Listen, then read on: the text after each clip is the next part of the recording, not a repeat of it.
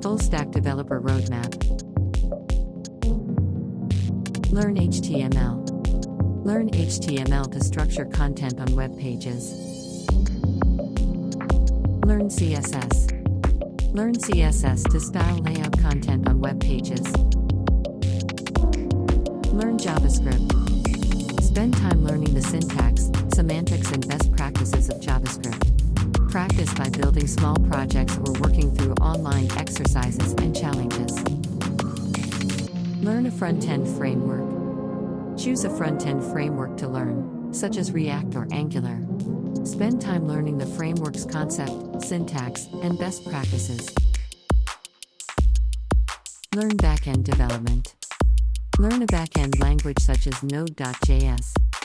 Learn a back-end framework, such as Express, to build and maintain server-side applications. Practice, practice, practice. Build and work on projects on your own or with a team to gain experience and proficiency in full-stack development using JavaScript. Stay up to date.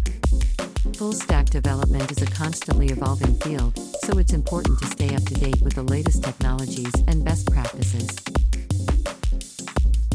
Thanks for watching. If you like the video, hit like button and subscribe my channel for more about programming.